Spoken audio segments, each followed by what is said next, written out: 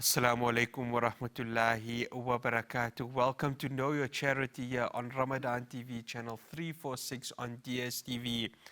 We are in the final few moments of Ramadan, and tonight will be our final pledge line for this year's Ramadan. And the pledge line tonight will be Academia Library. This is, of course, an organization that is based out in Cape Town.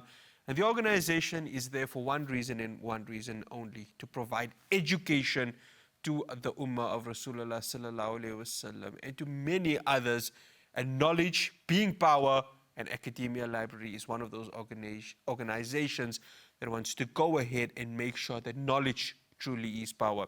Well, joining me to discuss this, I would like to welcome Dr. Ilyas Parker. Ilyas, assalamu alaikum wa rahmatullahi wa barakatuh, and shukran so much for joining us. Walaikum salam wa rahmatullahi wa barakatuh to your good selves and our viewers of Ramadan TV. Indeed, a distinct pleasure to be in the esteemed presence of your company. No, it's an absolute pleasure, and I share the same sentiment with you also. Let's give a brief history of Academia Library, Ilyas. Just how did it start, and why was there a need to establish this organization? Well, very briefly ago, we started off as Islamic Library about 36 years ago, when a couple of friends of us got together and we realized that we're finding it difficult to purchase Islamic literature for ourselves, to enrich ourselves. Can you imagine those that are less fortunate than us, how difficult it would be for them to have access to literature? So we started a small-time library in the room of one of our friends. From our own pockets, purchased books, and then the need really became more emphasized when we did that. And then we, from there, migrated to a little madrasa in Penland in Cape Town. Very soon thereafter, that space became too small. And I think when we realized, that we're dealing with a very important message here from Allah subhanahu wa ta'ala, and we actually need to go all out in order to deliver that message. And then we migrated to the Masjid al-Quds in Cape Town, and alhamdulillah, that became the permanent home of Islamic Library. Our migration there, was commensurate with a lot of growth within the library, in that, we became a professionally run institution. We had a proper Jewish system of classification, employed a fully fledged librarian, etc., etc. But up till then, we were growing at a very slow pace. But then soon thereafter, we realized that only people that have transport can actually come from the outskirts areas to the library, and that we weren't really doing justice to the very general ummah that we are supposed to serve. Soon thereafter, we started communicating with the provincial libraries in order to put Islamic literature in those libraries. That didn't work too well, because although an agreement was reached, but we soon thereafter found out that a lot of the books that we gave them, was sort of relegated to a bottom corner in a bottom shelf, and it wasn't really being promoted. And then it dawned upon us that in order for us to comprehensively serve the Ummah, we need to open up more libraries in other areas as well. We opened up, alhamdulillah, in the Paarl area, which is the Boland area. It's a separate drainage area, and then as well as the very highly densely populated Mitchell's Plain. When we just about thought, that we've accomplished a fair deal in terms of the mandate that we set ourselves up for, we realized that maybe not, because what has happened then, by about 5-6 years ago, the whole concept of libraries changed. It became a far more interactive, a far more digitally driven facility, a far more diverse facility. It became a learning space rather than a room with shelves filled with books. And hence, we planned and conceptualized the idea of the Academia Library. Alhamdulillah, we were very fortunate that the Board of Islamia College, had space, and they allocated some space to us. And we set off, to design this very well thought through library called Academia Library.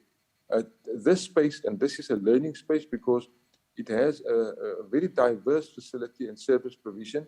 For example, it's got a specially designated space for Islamic art and calligraphy.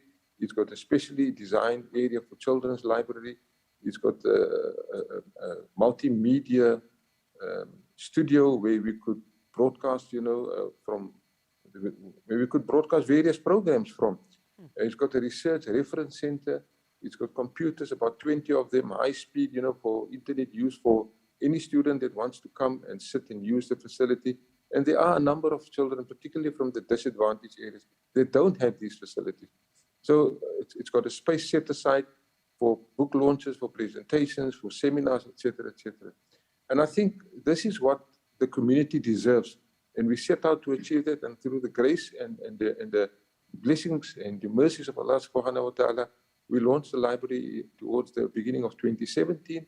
Yes, had a fair growth thereafter, but then as we were about to take the process to the next level, we were hit with COVID, constrained income, etc., etc. But once again, Allah's been good in that, we managed to resurrect the process. And now, since October, we're back on board and taking the process to another level, inshallah. No, Alhamdulillah. And Ilyas, you mentioned about the growth from where it started to where it is right now. And I would recommend anyone in the Cape Town area to visit Academia Library just to get knowledge, because you're never too old to continue to gain knowledge. Islamic literature, Islamic art, Islamic poetry. I mean, we're living in this current era at the moment, but when we talk about when, Islam ruled the world, the poetry, the literature, the books was something beautiful. It went into the Renaissance of Europe. Ilyas, just give an idea to our viewers, just the beauty of Islamic literature and how important is it to preserve it, and an institution like Academia Library being one of those which can preserve the beauty of Islamic literature, Islamic art, making sure it can be there for the future generations. Well, I think, the preservation of Islamic art and calligraphy and literature is one aspect. And I think a library is the perfect home where this must take place. We have the situation on hand that we can, in the vicinity of a capacity of about 50 to 60,000 books. Currently, we only have about 15,000. So we've got space for another in excess of 40,000 books where we wish to preserve and disseminate it. And as I said, preservation is one thing, but it is the duty, and we take it upon ourselves to ensure that we make the library as accessible to as many people as possible, so that we can share this preserved material and not just keep it locked under key. The important thing for us is to disseminate this literature in a way that it can enhance and spiritualize people's lives. For that is what is meant by the first revelation of the word Iqra. We depart from the point that the verse Iqra was not accidentally the first verse. It was actually a declaration of war on ignorance. And that declaration of war on ignorance, to my mind, is both on the ignorant as well as those that are sitting with the knowledge and the information. And I think that is why we place absolute priority in ensuring that we make the library as accessible to as many people as possible. So the preservation is important, yes. We also have the situation currently where most of the authentic Islamic literature is maybe not available that readily in a digital format. So to digitize that material is another duty that we consider a priority for us. Most of the material that we get is going to be in hard copy, yes, but I think we also need to look at how progressive the library is going to be in its service provision for today's youth is more digitally ordained in dealing with matters of this kind. So it's another project that is constantly uppermost in our minds. No, Alhamdulillah, and we are going to touch on the digitization after the break. Just to, as we are in the current era right now, so much is available on the internet. So the role that Academia Library plays in making sure that it can be available on digital and also available at the library itself with the physical book. Tonight is Academia Library's live pledge line. It starts at 9:30 here on Ramadan TV. It will be our final pledge line for this year's Ramadan. I will continue my conversation with Dr. Ilyas Parker after the break. Do stay tuned.